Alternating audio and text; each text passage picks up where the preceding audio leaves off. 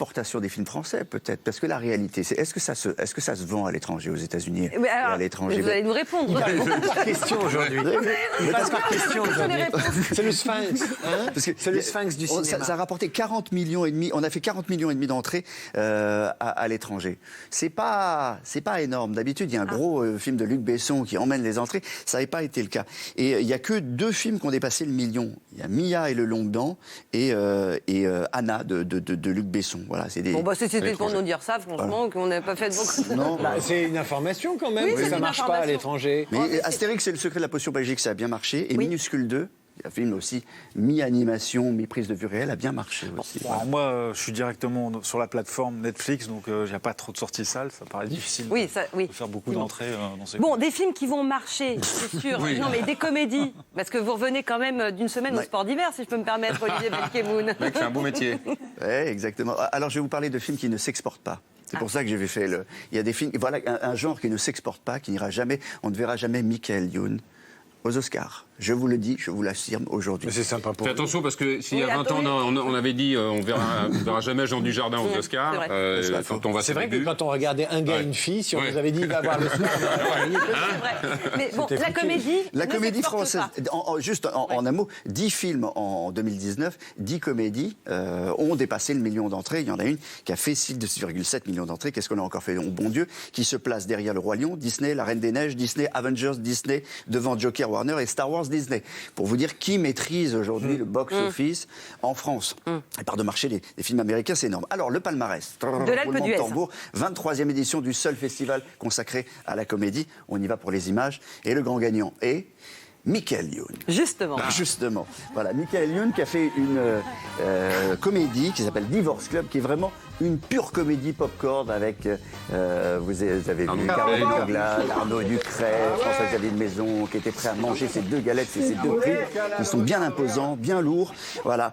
C'est vraiment une comédie pop-corn, une comédie où on rit, mais du début à la fin, on a des barres de rire, Isabelle Moreau. Des barres de rire. Voilà. Il y a encore des films un peu comme ça.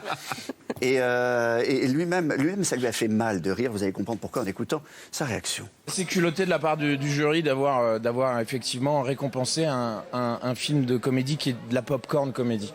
J'ai toute la jambe gauche avec des bleus parce qu'à chaque fois qu'il y avait un rire, Arnaud me mettait un coup de poing, ou à chaque fois qu'il y avait une scène où on sait qu'en général ça match, etc., il me tordait la jambe. Donc voilà, il faut que je me fasse remplacer le quadrille. Non mais le pire c'est que je lui dis excuse-moi, je suis désolé, je te Je lui dis non mais vas-y, moi je disais mais vas-y continue, ça me plaît. Donc voilà, on est très très heureux. On est super contents. C'est un shoot de bonheur. Un shoot de bonheur. Il a eu le Grand Prix, le Grand Prix du jury et le prix de la presse, qui est beaucoup plus étonnant pour un film de Michael. Ça, comédie pop-corn. Autre genre qui a été récompensé, comédie romantique, avec un film de Mélissa Drijard qui s'appelle Tout nous sourit, qui a eu le prix spécial du jury. Voilà, Mélissa Drijard et ses acteurs.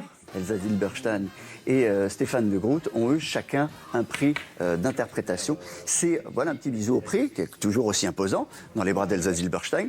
C'est une comédie qui commence comme un vaudeville, un vrai vaudeville, famille, amant dans le placard, enfin plutôt dans une maison de campagne, etc.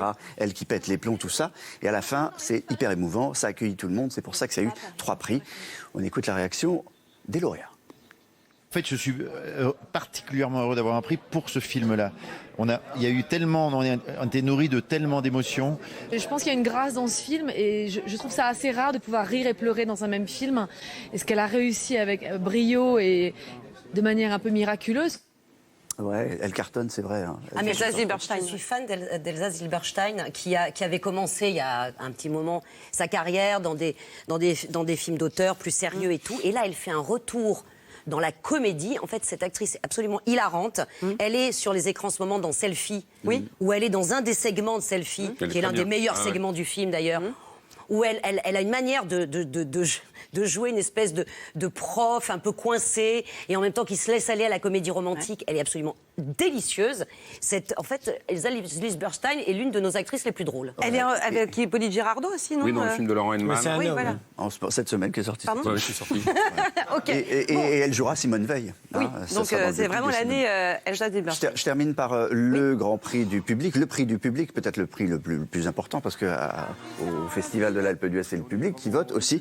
Et il a donné ce prix à Mathias Lécluse, en tout cas au film de Mathias Lécluse, qui s'appelle Mine de rien, qui est un premier film, une comédie sociale avec Philippe Rebaud, qui est absolument magnifique, Philippe Rebaud. Ça se passe dans le Nord-Pas-de-Calais, là où son grand-père, au réalisateur, est descendu dans la mine lorsqu'il avait 13 ans, une histoire très personnelle, une comédie sociale où un groupe essaye évidemment de sauver la mine. Ils sont tous chômeurs, le monde s'écroule sur leurs épaules, etc. Mais bon, vous voyez, ce genre de comédie. Et évidemment, ça c'est un film qui n'a pas été facile à monter. Il a fallu 6 ans au réalisateur pour le monter. Écoutez. Vous avez vu dans la bande-annonce? Il a fallu 6 ans, mais quand même, au bout, c'est magique. Et là, pour le coup, je veux remercier le cinéma français, quoi. C'est quand même possible. Aujourd'hui, j'ai pu réaliser ce film. C'est magique. J'ai pu, à 50 ans, raconter, filmer l'histoire que je voulais. Et ça, il n'y a qu'en France. Qui ont voyé dans la bande-annonce, pardon? On voit l'une des comédiennes, enfin non professionnelles, des Invisibles, de Louis-Julien Petit. Ah oui, qui était génial d'ailleurs. Qui est aussi une comédie sociale. Qui est aussi une comédie sociale. Si c'est dans la même veine, c'est... Et alors, en comédie, il y a aussi Isabelle Huppert. Et oui, alors ça, vraiment... Isabelle Huppert, à l'Alpe d'Huez, je peux vous dire qu'on en a parlé à la montagne. Tu m'étonnes. Une image, Isabelle Huppert avec un sourire. Wow. Ça aussi, on en a parlé. Ah oui, elle sourit là. Oui, elle sourit. Oui. Non, elle joue dans La Daronne.